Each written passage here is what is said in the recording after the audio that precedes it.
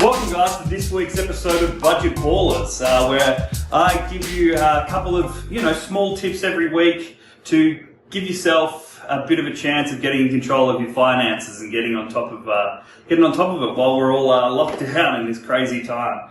So this week, I'm actually, for the first time, going to have a special guest.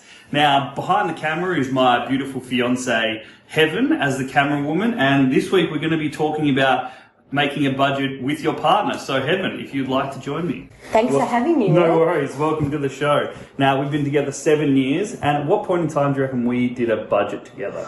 Probably when we decided we were going to start saving for a house. Yes, probably about 3 or 4 years ago? Yes. All right, fantastic. So probably the first thing I'd like to talk about quickly is just making a budget with your partner so you both can control your spending. With 2 separate paychecks, you can do whatever you want. There's no real structure. You've been doing that for the rest of your life, whether you're a saver or a spender. But when it comes to a relationship, you have joint costs, things like mortgages, electricity, bills. So as mentioned last week, they're your fixed costs. You want to be able to put both of your portions away straight away. Just have that going.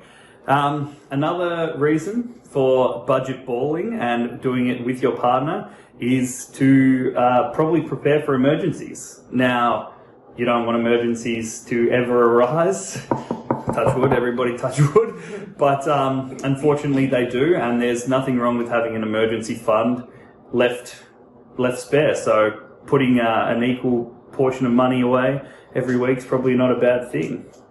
Now, why would you think that we need to create a budget together? Well, I tend to have bad spending habits. Okay. And they were bad. I haven't noticed. But once you started to make suggestions and we made a budget, it was quite easy for me to start saving. Yeah. And we watched our savings grow pretty quickly. Yeah, which is good. And I was still living the same lifestyle that I wanted to be living, maybe with one less night of takeaway. Yeah, no, probably not the worst idea. Yeah, that's true. It kind of opened up a discussion about finances in a way. Not always an easy topic to talk about, but probably if you do see yourselves together, you probably want to have this sort of discussion because it's going to come up at some point in time. And you don't want to have any negative connotations around it. So probably a good idea to, just start talking about money if you don't do a budget with your partner. Another thing is, as you mentioned before, saving for a house. It's creating set goals, either short-term or long-term savings goals that you can both put in for. Because it doesn't matter who's earning more or who's earning less. If you both nominate a particular amount to put away for saving every week, there can always be a good thing. If one partner can put in more and one partner can put in less, that doesn't matter. As long as you've discussed it, then you can really go from there. So saving for a house, saving for children, saving for holidays, those sorts of things. And probably the last point of call is it's probably the easiest way to then combine all your finances, or as much as you feel comfortable with. So your savings, you've got a savings account together possibly, you could possibly do some investments with some excess cash, you're putting away your fixed costs, but that doesn't mean you can't also have money for individuals to save. Heaven wants to buy, what do you like to buy? I like to buy clothing. Yeah, that's fair enough.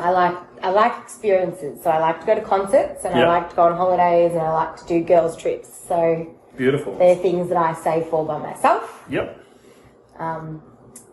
Yeah, which is great. And I like to do some of those things, but not a big clothing guy unless it's baller t-shirts. But look, I put some of my money away to do. I love going 10-pin bowling, for example, and the playing sports and things like that. And you do a couple of boys' trips. And do a couple of boys' trips. So, look, all in all, we just think it's a good idea that it's probably better to try to do a budget with your partner just to get conversations going, set some goals, and try to get in control of your finances. So thank you, Heaven, for being on this week's episode. Thank you for having me, Will. Ballers out. Bing.